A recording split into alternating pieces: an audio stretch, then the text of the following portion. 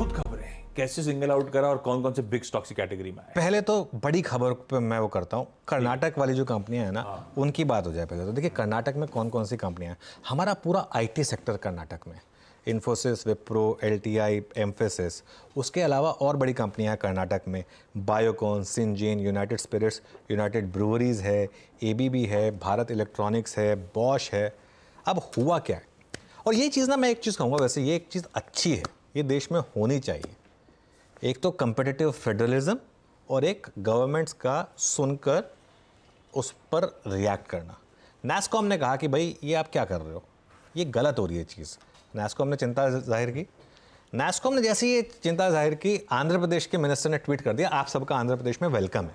और आपको याद होगा, ये चंद्रबाबू नायडू जो ओरिजिनल रिफॉर्म मैन है, उन्होंने जब वो पहले चीफ मिनिस्टर थे, कोशिश की थी कि हैदराबाद को आईटी हब बनाने की। उस समय पे जब हैदराबाद आंध्र प्रदेश का हिस्सा हुआ करता था, अब तो खैर तेलंगाना में चला गया।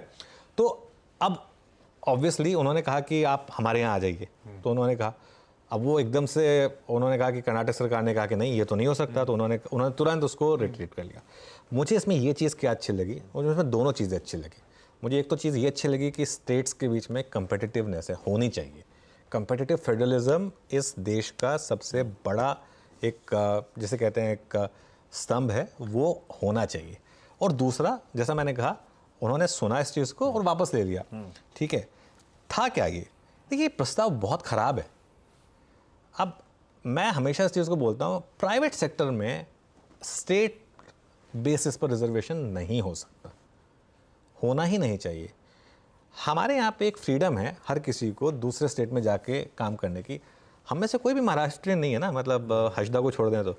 बाकी तो हम सब भाई, ऐसा हमने बताया नहीं आप लोग को। नहीं ठीक है। देखिए महाराष्ट्र बहुत प्रोग्रेसिव और लिबरल स्टेट है, ये सब चीज़ें रेटरिक हैं, लेकिन मतलब हम सब की लाइफ ही मुंबई आकर बनी।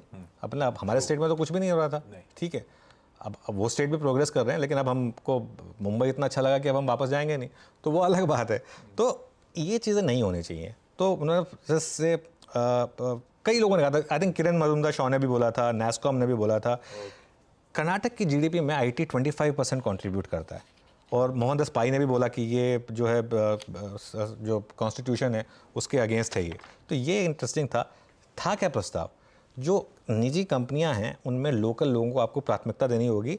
प्राइवेट इंडस्ट्री, फैक्ट्री मैनेजमेंट पदों पर 50% आपको रिजर्वेशन देना होगा।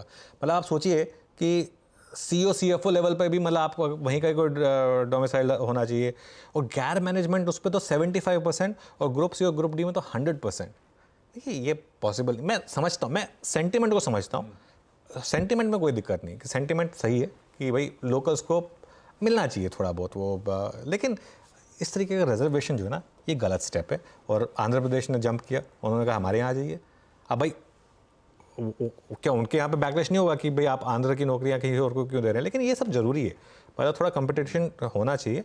तो मैं इस चीज़ का स्वागत करता हूँ। इसकी सोचा आज पहले इसको सबसे पहले डिस्कस कर लें। तो ये आज का हमारा एक बिग स्टॉक्स में एक इम्पॉर्टेंट हो गया कि ये बात हो जाए। अब